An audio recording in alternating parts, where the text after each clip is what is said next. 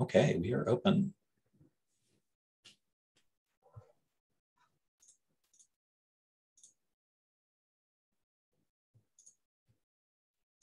We'll give it just a moment for people to file in. I forget that it takes a moment to actually let them in sometimes.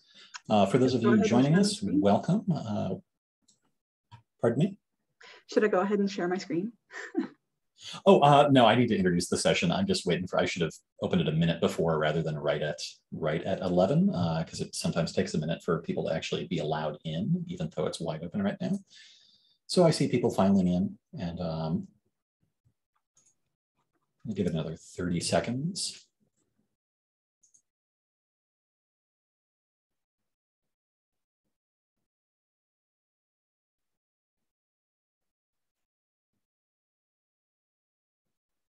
Okay, great. Well, hello and welcome to session number 21. This is Lightning One. My name is Pete. I'm going to be your moderator for this session. We've got 4 talks lined up for you in this session. Each talk is going to be about 10 to 12 minutes of presentation, followed by a couple of minutes for questions. And we're aiming to start a new talk every 15 minutes. So for the attendees, welcome. You have access to both chat and Q&A controls. And if you have questions for a presenter, please be sure to place those in the Q&A box, not the chat. So why don't we go ahead with our first talk, Creating Dynamic Wetland Inventories with Google Earth Engine, from Audrey Lothspeich, Graduate Research Assistant with the University of Minnesota Remote Sensing and Geospatial Analysis Laboratory. Take it away, Audrey. Thank you.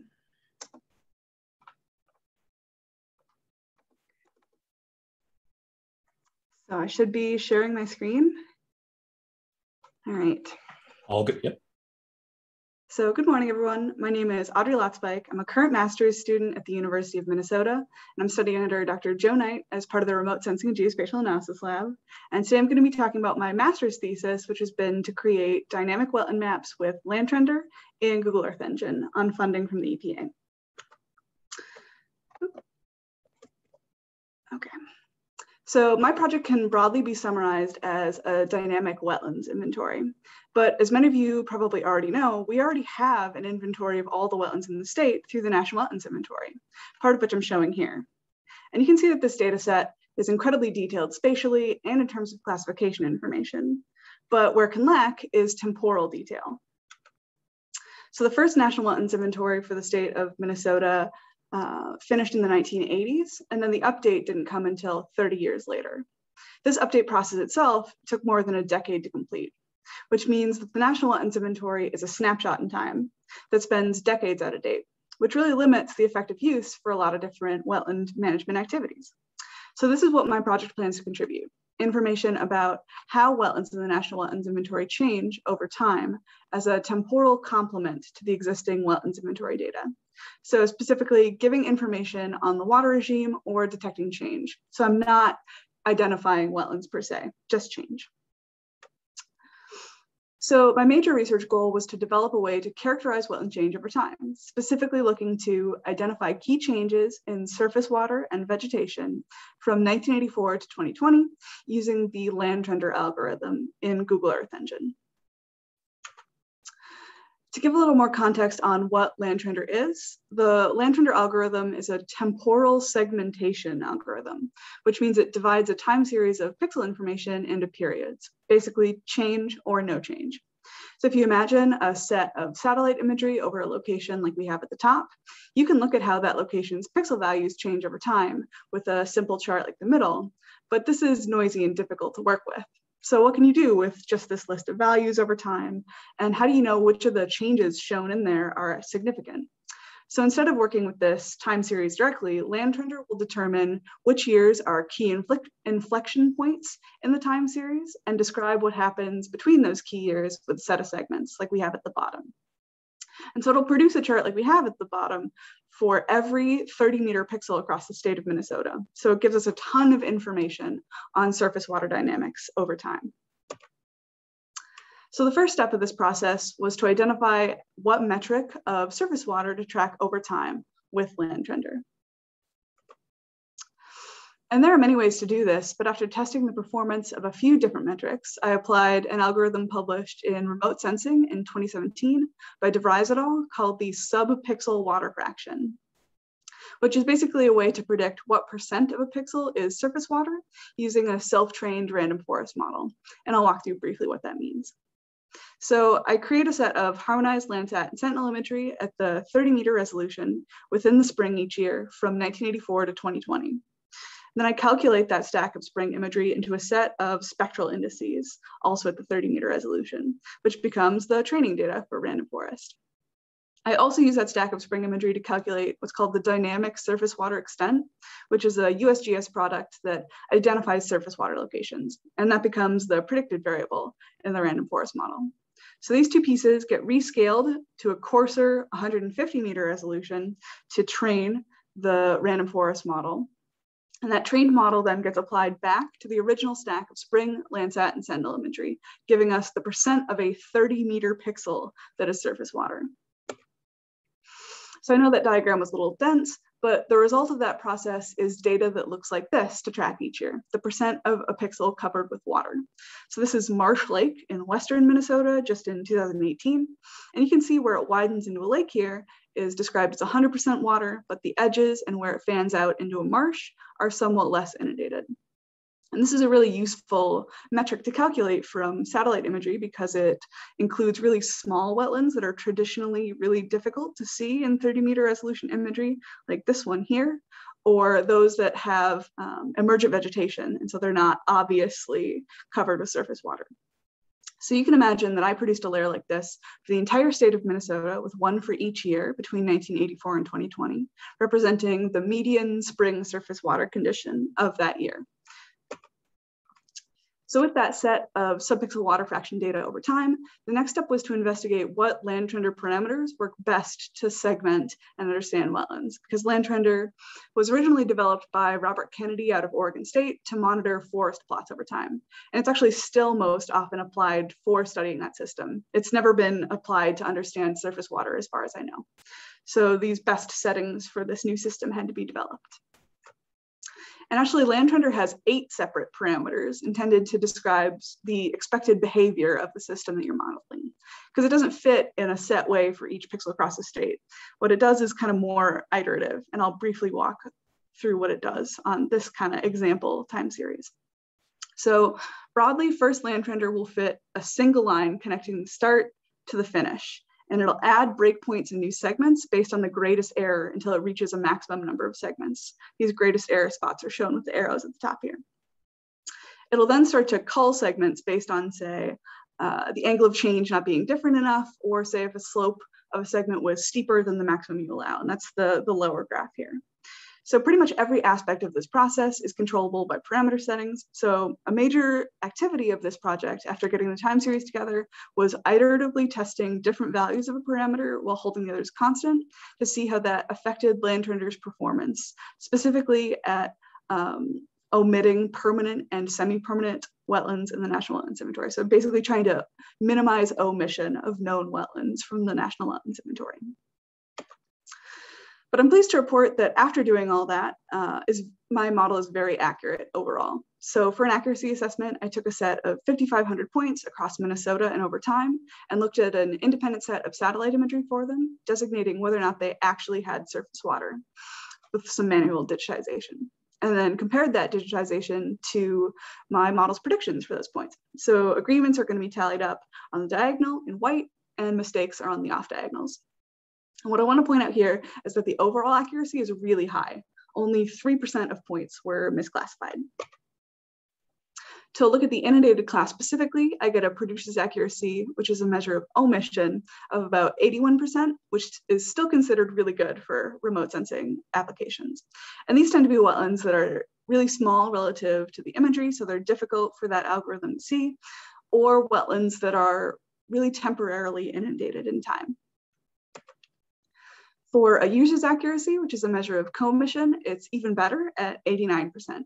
And this tends to be areas that have really dark kind of coniferous vegetation, which is a known problem of that published subpixel water fraction algorithm. And again, locations that have a really temporary inundation window. So it had a temporal mismatch between my modeled data and the data I assessed against. And then lastly, you can calculate something called the kappa coefficient that compares the output of a model to chance. So 0 is no better than random, 1 would be perfect, and anything above about a 0.8 is considered a good performance.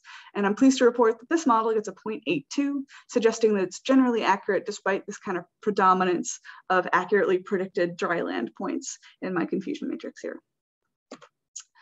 So we know that this model is accurate. Now the question is, what can it be used for? And it actually gives a huge amount of useful information.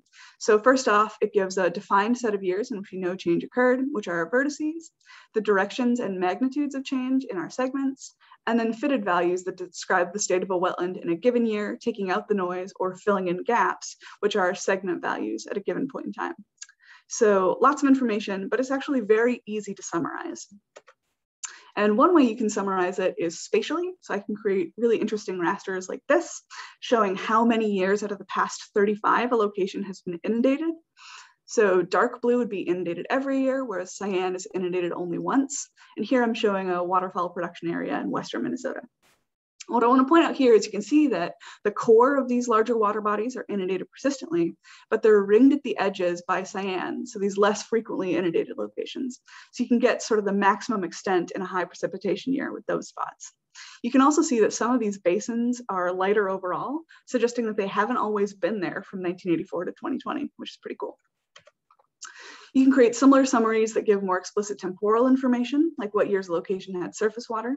So this is the average recency of inundation. Red would be inundated only in the past, like the 1980s, whereas blue would be inundated only recently, like the last few years.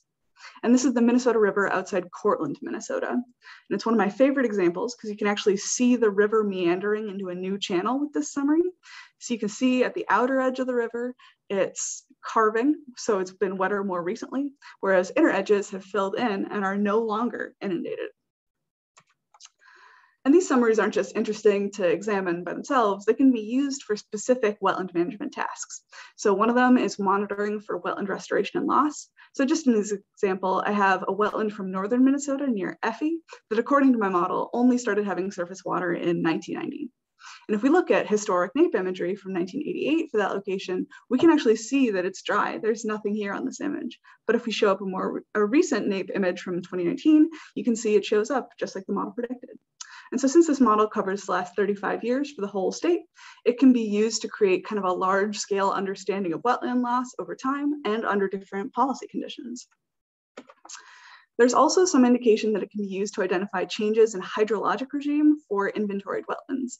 So I took a sample of 4,000 different points of different water regime classes according to the Wetlands Inventory. So some from the permanent, semi-permanent, and seasonal and temporary classes. Those are the different box plots shown here. And I looked at the Audrey, distribution. 1 minute warning. Thank you. I looked at the distribution of inundation frequency. So that's the percent of years in the time series it's inundated. That's on the y-axis here. And what I want to point out with this is you can see there's a good separation between these different water regime classes based on the information from my model. And so this suggests that, say, a change in inundation frequency predicted by my model could indicate changes in the water regime class from the Wetlands Inventory, meaning my model could help keep the National Wetlands Inventory updated on a more localized as needed basis. So with that, that's kind of all I have introducing my master's thesis. My results kind of beg to be explored, and I think there's lots of avenues for potential applications. So if you want to talk more about what I've done, I'd love to hear from you, and here's my email. Thank you. Great, thank you, Audrey. Well, I'm not seeing any questions just yet. Thank you so much for the talk, though. A virtual round of applause. Since you're mentioning other potential applications, do you want to elaborate on that? And we'll see if any questions roll in while you do that. Maybe yeah, I've gotten particular interest from people who do like water storage applications. There's some indication that because my model can identify surface water presence on the landscape, if you combine that with, say, bathymetry data, you can get a better estimation of how much water is stored on the landscape, which I think is very interesting. Absolutely. Last call for questions for Audrey.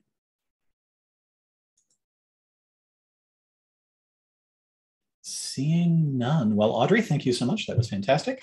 Thank you, and I hope you enjoy the rest of the conference. Let's go ahead and move into our second talk. Our second talk today is download and process Landsat data into a land use classification in a few easy steps using ArcGIS Pro's classification wizard from Dr. David Kelly, faculty at the University of St. Thomas. And David, you are on. Thank you very much. Audrey, that was awesome. Unlike Audrey's talk, mine is going to be a little bit more vo-tech than pure research. You all recognize this particular land use land cover map. I thought that... David, we don't see your screen. Oh, I'm sorry. I will share that. It's too many buttons. You'd think by now in Zoom I'd be adept. How about now? We good? We see your slides with yep. That's a single slide. Perfect. Thank you. Okay. You have all seen this land use land cover map, I'm sure. I thought that it'd be just interesting to share just some simple tools that are embedded in ArcGIS Pro for the novice to be able to develop this without maybe going too much into the accuracy part of it, but just if you wanted to first cut through, where do you get data and how do you process it in ArcGIS Pro? So this is a unsupervised classification. I'll get to what that means in a second, but embedded in ArcGIS Pro right now is a classification wizard. This allows the novice to kind of step through a series of panels with just a few mouse clicks, develop a land use classification. I'm going to go through this today. I'm just going to be jumping back and forth between some slides in ArcGIS Pro. I pre-processed some of this data, such as I downloaded already some Landsat imagery, and I already partially did a classification because it does take a little bit of time and I don't want to waste your time here.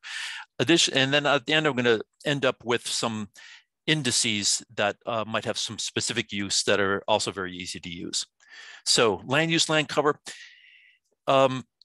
Basically, if you want to see any type of physical change on the land surface, you have to have imagery and then process that into some type of raster classification so that you can see what is and what was. So if there's any type of change detection, this is a good way to do it. So you know what category it came from into, for example, farmland into parking lot. Landsat program is a series of satellite systems that goes back to the 70s. So it's quite a good bit of legacy going back a couple of decades here. And then finally, the two tools that I'm going to be covering are at the bottom, classification wizard, and then some indices. So land use land cover mapping. As you can see here, this land cover between these two dates allows you to see the urban expansion. Now, national land cover data sets have major categories here that have kind of broken out. There's obviously subcategories beneath these, such as forestry, but I'm going to just do a first cut through using these categories and on a Landsat image. The purpose of this is basically to help better manage our land surface, whatever that might be going from and to over time. Now, lots of satellites zipping around. They even shot William Shatner up into space. But I'm going to just be looking at some of these open source satellites. Now, a few years ago, you would have to buy Landsat imagery. One scene would be about $600, $400 if you bought it in Canada. I don't know why, but anyway, it's all open source now. And right here at the top of the list is Landsat and Sentinel. Landsat is the US, USGS and NASA partnership. Sentinel is part of the Copernicus program in Europe. So they're partner programs. They have very similar thermal bands. Very similar reflection bands, but they're meant to be kind of working in concert in monitoring, facing downwards, facing the planet, obviously. So this is the history of the Landsat program. Not to talk about this too much, but basically it was inspired by the outward bound Apollo missions. The director of the time of the USGS had actually two great feathers in his cap in research. One was actually the earthquake monitoring program. The second was this Landsat program. So Landsat 1 was launched 72. Some of these, like Landsat 6, had a malfunction, but 5 was going for quite a while. Landsat 9 was just launched last month. It's still in its calibration stage, but that is going to be following a similar orbit to Landsat 8, which is the real workhorse that's going now. Launched February 2013, 5-year mission life. Really, obviously, it's shouldering this much longer than its mission life, but it's going pretty well. 5 was working for a long time. 7 was working, even with some issues, for quite a while. Repeat about 14.5 orbits per day, back to the same spot on the planet, path and row, about every 16 days, so maybe twice a month. With this, you figure that some of that is maybe going to be cloud covered, so maybe one good image a month. It all depends on what's going on there. What is resolution is? Well, Landsat resolution is a medium, right? So it's a moderate resolution. It's not quite air photo, but it's not quite as big as some of the weather monitoring satellites here. So most of the bands are about 30 meters resolution. There's one panchromatic that's 15 meter, and then a thermal band that's 100 meter resolution. The size of this is about 100 nautical miles square, right? So it covers a fairly good footprint of the planet, slice by slice, as it works its way around the planet. The resolution, they pick these particular bands, right, on radiometric resolution to sample in these particular slices at the Earth's surface. So these are windows in the atmosphere that allows energy through and then back out. So red, green, blue, RGB, visible, near infrared, shortwave, and then you get off here to these thermal bands. So it's basically from Landsat 1 on up to now Landsat 9, they've tried to respect each of these bands so that there's this longitudinal history of similar types of sampling. So radiometric bands between Landsat 7 and Landsat 8 are very similar. 8, they added a band 1 before their blue band here, and then broke out a little bit more on the thermal bands. But you can see by mixing and matching these, you can have a true color or a false color image and gain some insight visibly. Now, if you want to take that one step further, you can use the power of the computer to mix and match all of these in as many different combinations as you want to maybe even get more insight than just visible. Where are these in space? Well, this is stuff in space. All the satellites and debris that is up there. So there's quite a bit in orbit. Over here, let's see where Landsat is right now. Landsat 8. All right, kind of mess it up, but there it is, right? It's cruising around a dark side of the planet. What else can we look at in space? Landsat Image Viewer. We can see where it is in real time, right? So here's Landsat 7, Landsat 8. Give it a second, and you're going to get a real life feed here. I looked at it earlier today, and it was passing over some ice. Looks like we got some cloud cover that is passing over right now. So that's just interesting to look at in real time where it's getting its data from. Now, Esri has a Landsat Explorer. I think in the issues of time, I'm not going to look at this one too much, but you can parse out some data. But where do you get data? Basically, from the USGS has a site. You need to sign in, as I did here, so it's free registration. And search criteria, you need to pick a place. So I'm going to do path and row. How do you find path and row? Well, this is path and row. Let's turn this off, zoom into where we might want to get an image of, turn it on. And you can see just by clicking on a particular point, you can figure out what the path and row is. Twin Cities, right now is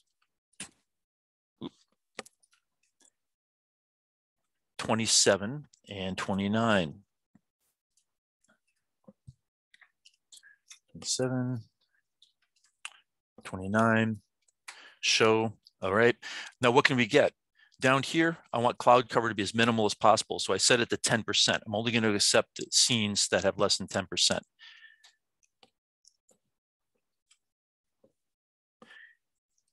Here are the scenes that are available right now with less than 10%. There's a footprint for it, so that's in our area of interest. You can then download this. Where's the date on this? This was acquired September 22nd, 2021, and download. I'm not going to download it now. I've already done this, but just to show the options and the size on this, that's almost 1 gigabyte of data. These things are whoppers. So if you want to just download individual bands, here are the individual bands. You can download them individually, or you can get the whole thing. So let me go back to my slides. Now that we have our data, downloaded it, what can you do with it? This is a classification wizard. It's a selection on the imagery ribbon, and it can do classifications in 2 ways. One, supervised or unsupervised. Supervised is basically you have to go in to pick training sites. It's kind of like getting fingerprints taken, then you need to match it up to the image only on those fingerprints. Unsupervised will go and try to classify every single pixel value in the stack of imagery and come up with those that are similar in one class and dissimilar in another class. You might not know what they are. You have to go back and label them, but it'll at least group them. Now, different ways to group it. 2 options, pixel-based and object-based. The default is object-based, and that's what I'm going to use today. So let me go to a demo here.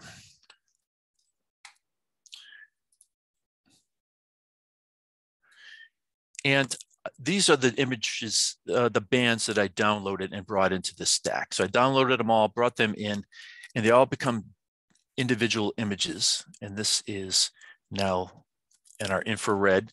And then I stack them. I rearrange the colors here. You can only do 3 at a time. But the wizard up here, classification wizard, will use all of them that are in this stack. So it's a multi-band image here. And I just changed the colors. So classification wizard will shoot you to this wizard here. Oop. And I'm going to my wizard, close my wizard demo. Okay, no problem.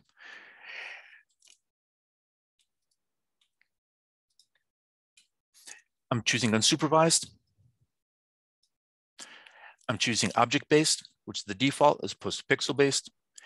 And this one, classification schemes, if you have ones already created, you can use it, but I'm using a default scheme, and Esri loads in National Land Cover Dataset classification scheme from 2011.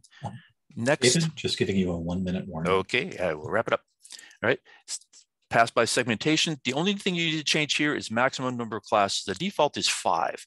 If you set it too low, it's going to lump things together that shouldn't be. You can always split things apart and add them together later, so I'm setting it at 5. Next. Next. And we have our classification, right? So let me load that back in.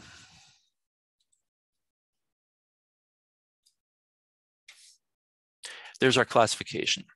All right, so we went through, classified it. What you do now in a classification wizard is go pick what is water.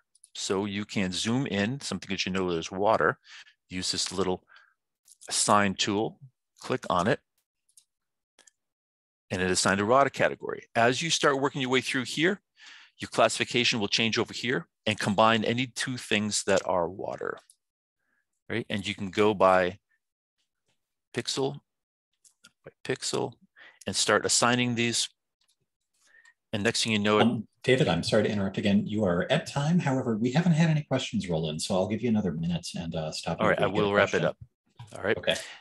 So the last thing I just want to mention is index library. So that will build you your land cover.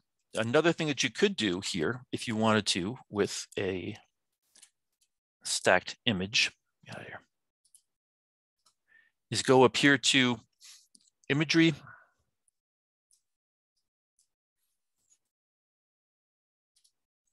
Indices, and suppose you wanted to just look at vegetation. You could pick which ones are for vegetation. Let's do a 4-2 just for the heck of it. And it will allow you to, it might take a little while, and then you can colorize this. But this basically allows you to choose something of interest and uses the band combinations that unpack that one particular thing. For example, burn area index. Right? And by different band combinations, you'll be able to get to answer. Basically, uses green and red bands to enhance open water features, whether it might be burn index, whether it might be built up index. Just with a couple of mouse clicks, you can, and here's the formulas for it, develop other types of classifications beyond just the total land use land cover classifications. So summary steps are here: locate your scene, less than 10% cloud cover, range your bands, combine them with a composite tool, classification wizard, try indices, and that is it. Just that simple.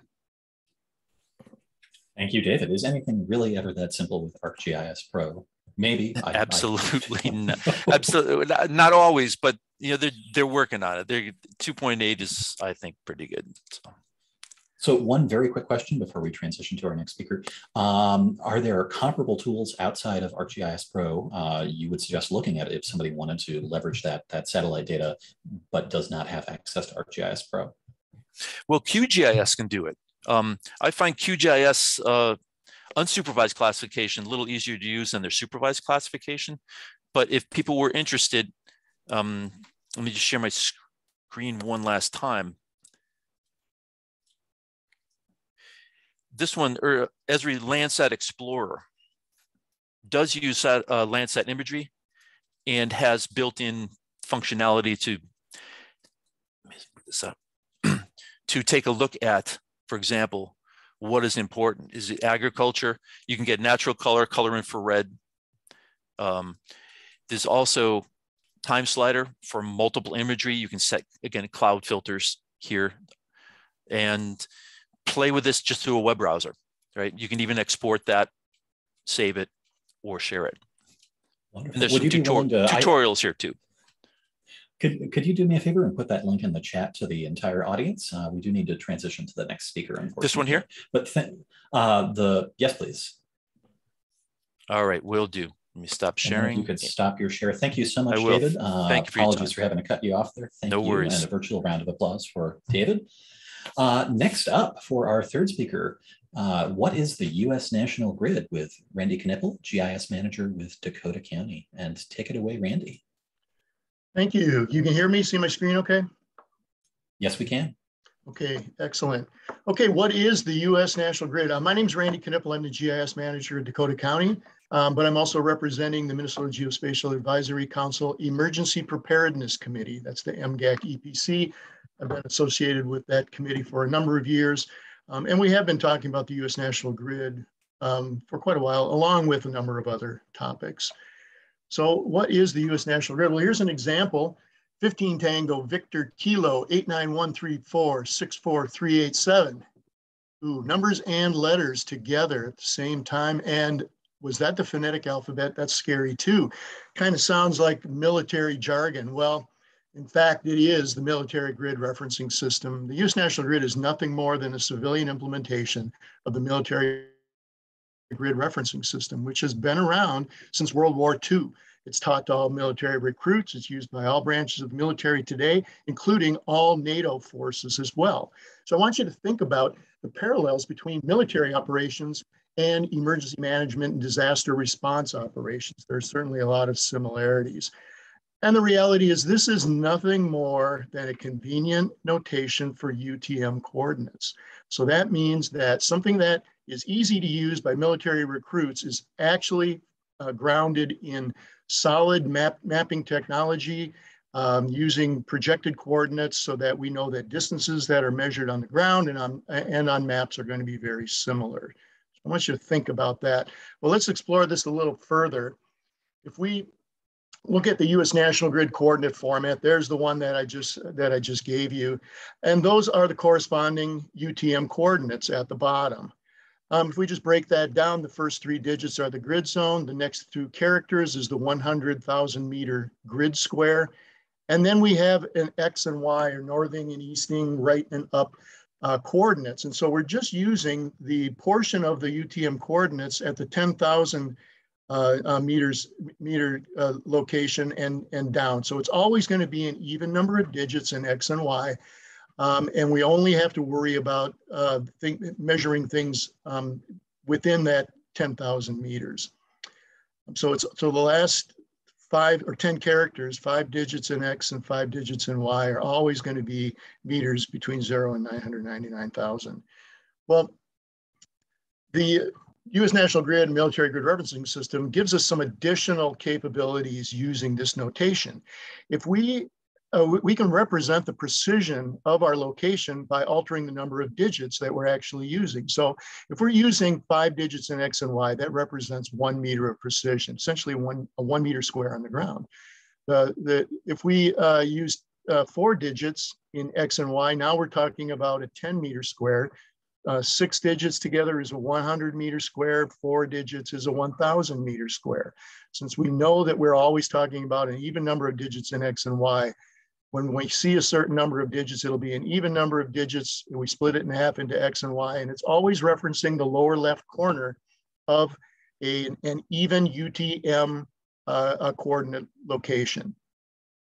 And we can also do some local truncation. Once we know that we're working in 15 Tango Victor Kilo, we don't need to keep saying that over and over and over again. We can simply use the coordinate location. And so once again, now with simply 8 digits, 6 digits, and 4 digits, I can represent the level of precision that is necessary for my operation.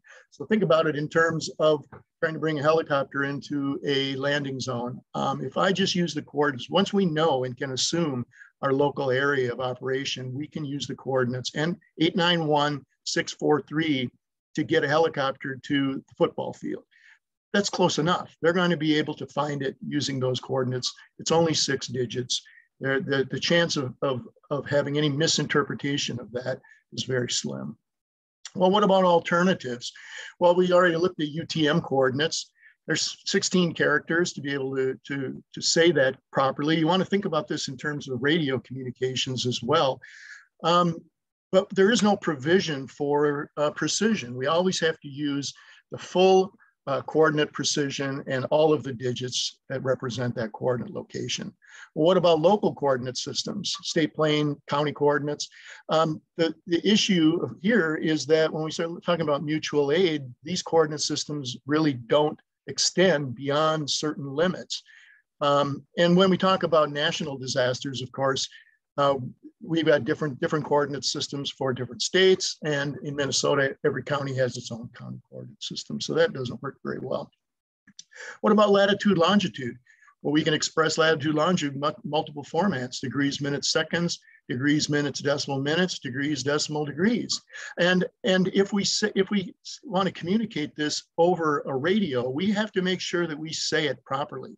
So we would have to say 44 degrees, 49 minutes, 58.1 seconds north, 93 degrees, 08 minutes, 15.0 seconds west, in order to get that right. Now, if somebody misinterprets that, or if I express that as degrees, minutes, decimal minutes, and somebody interprets that as decimal degrees, they could be 50 miles off.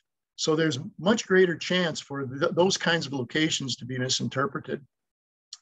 Well, think about it in this kind of a situation. We have a major disaster, nothing but a debris field out in the real world, and we have to make some sense out of this. We have to conduct search and rescue operations, recovery operations, and things like that. Well, by using GPS and some simple training, essentially break this down into 10-meter squares. And with 8 digits, four digits in X and 4 digits in Y, we are describing a 10-meter square. So couple that with maps that show key resources, critical infrastructure, vulnerable population, along with GPS, smartphones, and some basic skills in map reading and land navigation. We're giving first responders a very powerful tool that they can use to help coordinate and organize their work. It's very simple to teach people. We make the maps, put the grids on the maps, and we label the grids. These are just UTM grids. Nothing new, but then we simply teach them, look at the numbers around the sides. If we read right to 75 and up to 56, we can reference that 100-meter square using the digits 7556. This is excellent for search and rescue operations as well. This was an actual map that was used by the special operations team in Dakota County. They had to do a search and rescue operation within this park. There was a lot of underbrush, and it was very difficult to keep track of where they were. But by making a map and by using GPS, they were able to organize a team of 10 search or rescuers to organize themselves in a line that was horizontal based on GPS coordinates, set their GPS units to MGRS, USNG, and then we're able to methodically go through this area, being able to call back to their command center each grid square as they cleared it. And so they could methodically move from grid square to grid square, round through this entire area, and ended up being a successful operation. This can also be coupled with emergency location markers. This is another standard that's been adopted, where we can put U.S. National Grid locations in the parks at key locations. We happen to put them at trail intersections on the normal "you are here" signs. And we simply have basic instructions provided to the public that in an emergency, look for the blue sign, call 911. Our dispatch center has all of these locations in their dispatch system. And in many cases, it's just the numeric portion that is important. They can say, I'm in Whitetail Woods and I'm at the emergency location marker 933947990. We'll know exactly where that is. That can also be coupled with mobile apps. There is one, it's actually a website and it is an app that'll run on the phone in the browser, usngapp.org. Encourage you to check that out. And it looks just like the emergency location markers. And so first responders or our dispatch center can simply have somebody go to usngapp.org. It'll show their current location in the same format as those emergency location markers. So what's this all about? Well, we are the geospatial experts. If we want to build a relationship with emergency managers, first responders, so that they can take advantage of the technology and capabilities that we have, we need to do it in terms that they understand. And it's really incumbent on us to help them understand that this is a national standard. It has been a national standard for 15 years. It is a Minnesota standard as well. It is showing up in FEMA documentation, and part of the requirements for identifying the locations of critical infrastructure includes the U.S. National Grid location. We can help them with that. And that's a starting point for us. It's really a door opener. Once we start this conversation, we can then show them the maps that we can create, give them maps that will be available to them in an emergency situation to help them coordinate their activities. But then we can build on that, and we can start to get into the interactive applications and the more complex analysis that we can provide. So I encourage you to think about this as a door opener for really building a relationship with emergency managers and first responders. And with that, I'd be happy to answer any questions. I don't see any questions in the box. But if anybody has a question, I'd be happy to answer that. Well, thank you, Randy. And yeah, please do put your questions in the Q&A. I'll throw one question out. You're talking a bit about the relationships between GIS and emergency responders, first responders, all of that. Do you see any relationship with sort of the general public, perhaps beyond, I've found myself lost in Dakota County, but I have this sign with the grid reference on it? Are you working with public outreach or anything like that? Yeah, it's kind of a chicken and egg thing, because the first responders say, well, until dispatch supports it, we can't do it. Dispatch says, well, until first responders support it, we can't use it. And first responders say, well, until the public understands this, we can't use it. So we have to continue to kind of go around in that circle, training everybody. The public is aware, and we have brochures that get handed out at our parks that tell them in very simple terms what this is all about and how to communicate their location in an emergency situation. At the same time, there are public organizations like we have volunteers in our parks. We have like ski patrol and things like that. They want to know what they can do. And so I've given presentations to them as well. Along with other organizations like the Boy Scouts, the Civil Air Patrol, they're all interested in this. The important point here is that there is no, this is the only, I should say, this is the only well-defined standard for conveying GPS coordinates. And not everybody understands that there are multiple formats and multiple coordinate systems and things like that. We're the experts. It's incumbent on us to help people understand that and the differences between them, and reinforce the fact that this is the national standard, especially for emergency response. Great, thank you. Well, there's still a moment or two to get your questions into the Q&A for Randy. Thank you so much, Randy. Let's give you a virtual round of applause, pardon me, and see if anything rolls in. We do have another minute before we need to transition.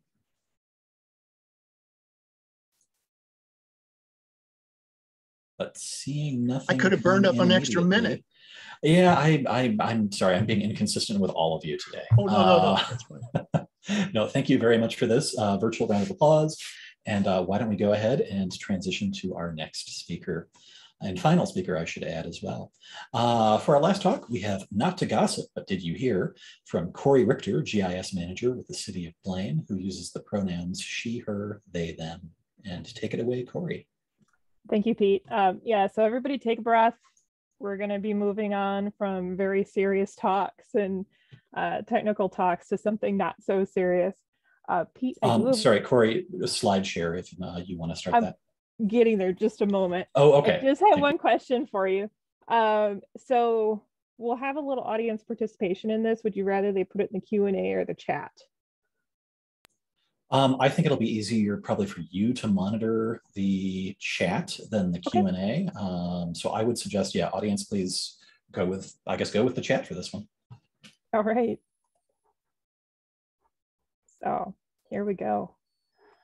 So yeah, like I said, I mean, this is, we're shifting gears a little bit here. We're going to have a little bit of levity as we go into the last lightning talk here, and I'm totally going to gossip.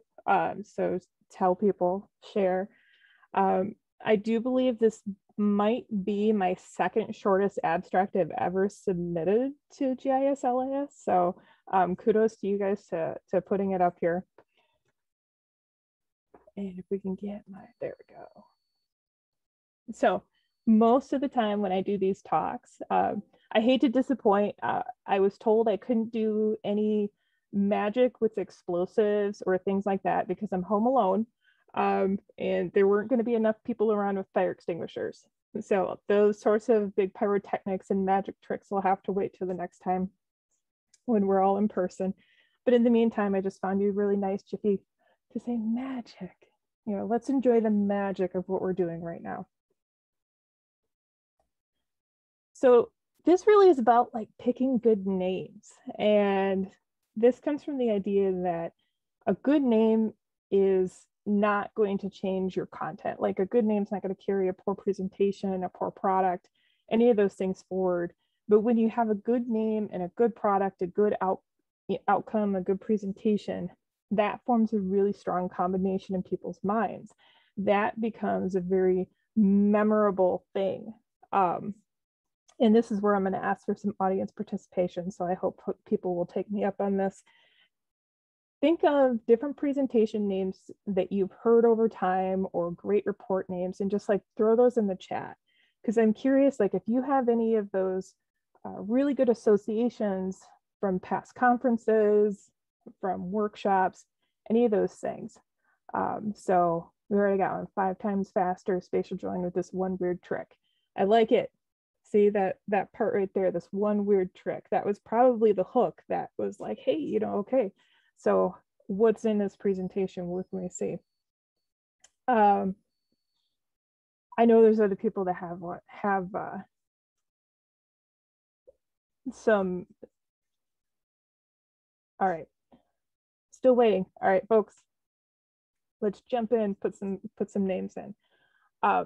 So naming is not always as easy as it sounds.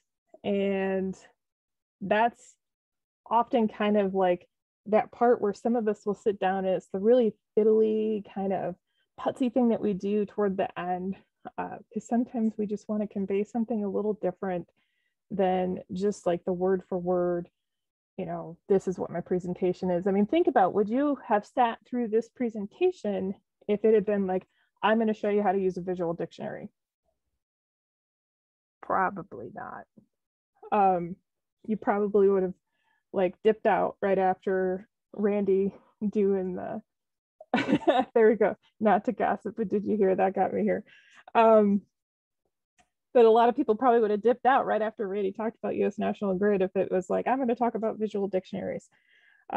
So that's the thing, is you got to have some kind of a hook, a way to get people to read it, because when you're looking to stand out, whether it's at work, in your classes, in your workshops, and those other things, you have to have something that, one, it's going to be memorable to you, but it's really going to be memorable to the folks that you're trying to communicate with.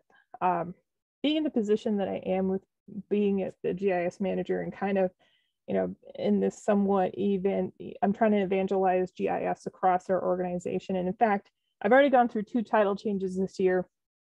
I'm looking at maybe doing a third.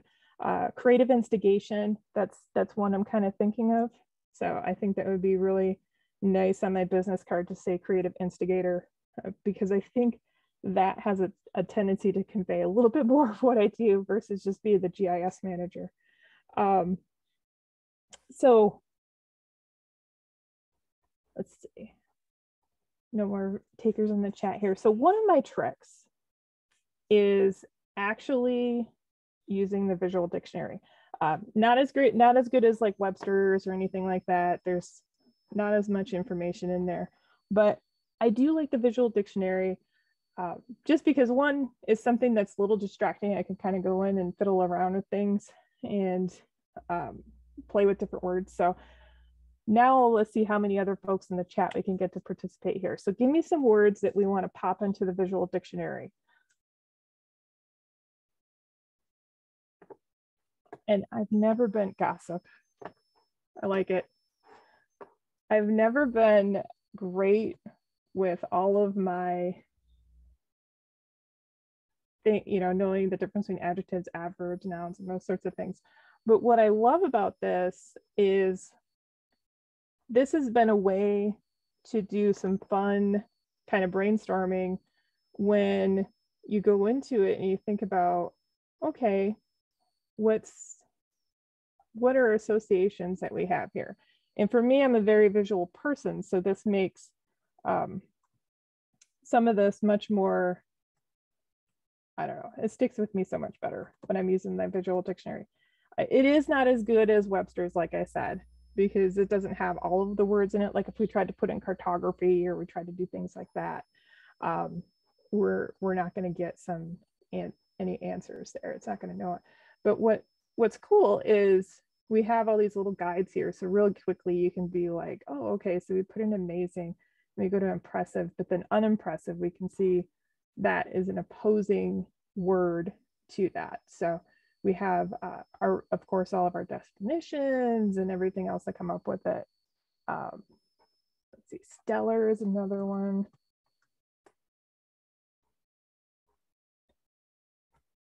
And if you've ever worked with tutoring kids or anything, this is something that's been kind of a fun side tool to use. So when I've done some work with the Minnesota map contest and some of the middle schoolers I've worked with, and we just need a distraction from just kind of going through ArcGIS Online and trying to figure out the layers and the analysis and all this other stuff.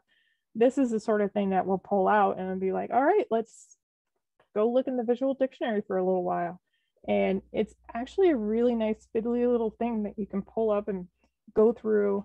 And it helps get some of that creativity flowing and get you into a different mindset as you're developing different names for your reports and stuff.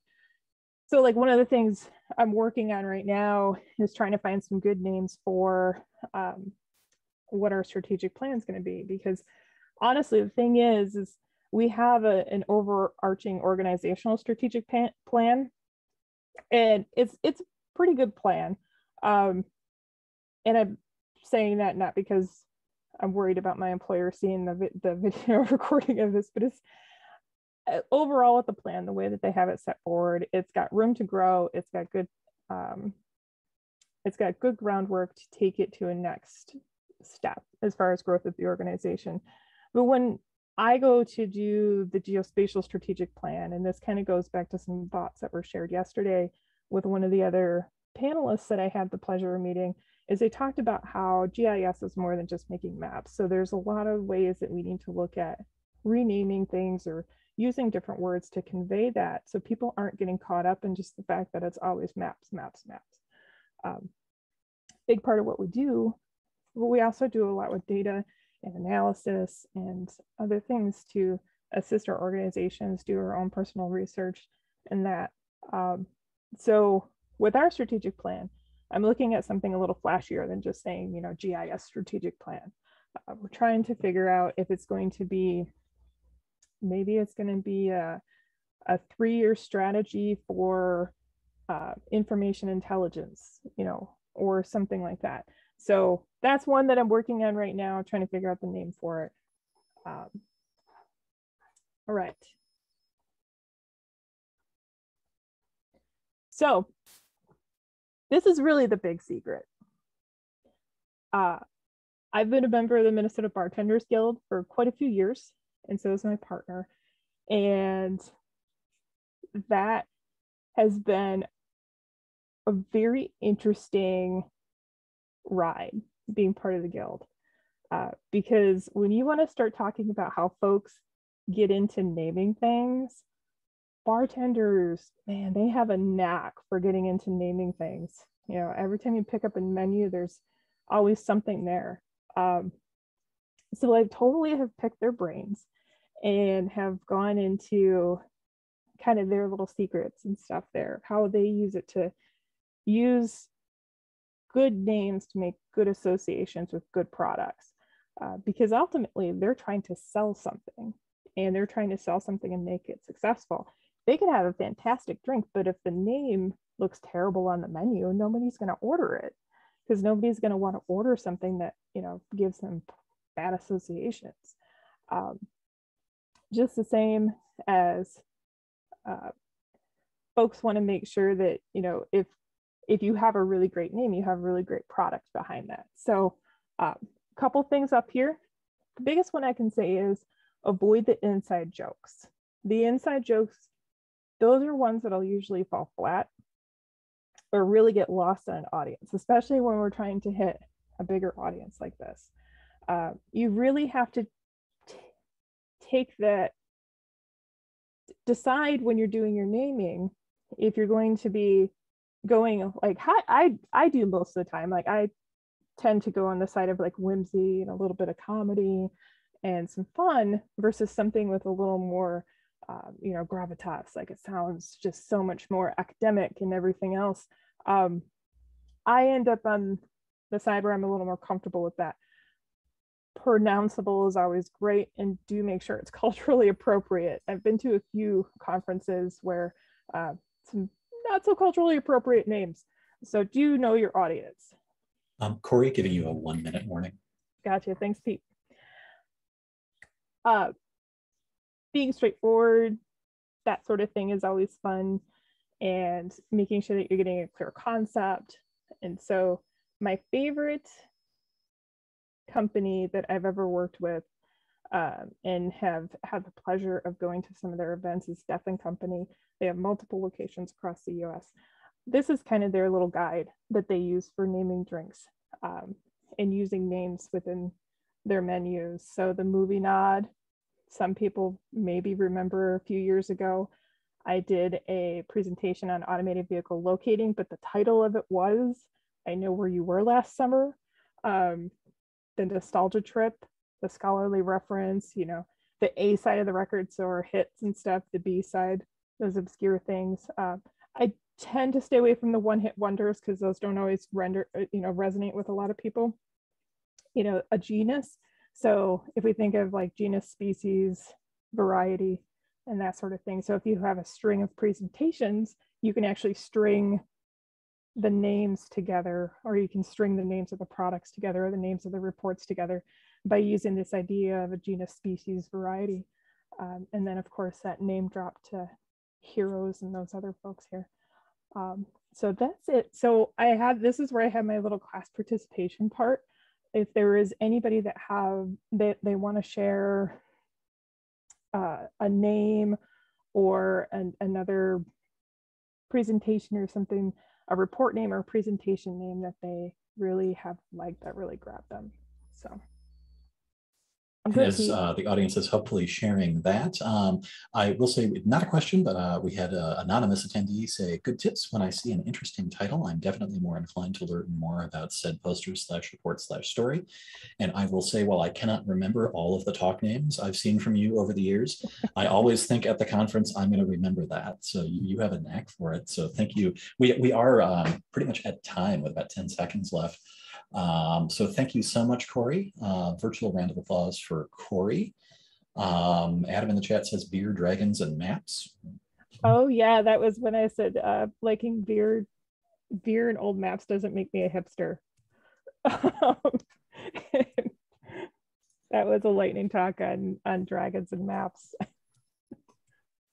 Well, with that, we are at time. Thank you, Corey, as well as Audrey, David, and Randy, and of course, all of the attendees. I am putting in the chat for everyone a couple of notes. You might be able to catch a last talk or part of the LiDAR panel. This is a shorter session than some of the others. So the link to the other conference sessions is in the chat, as well as the ones that have 3 talks or a panel or are maybe still going. And concurrent sessions resume at 1:30 this afternoon, and I'll see if I can figure out how to get the clap emoji into our chat. And thank all of you once again, and I hope you enjoy the rest of the conference.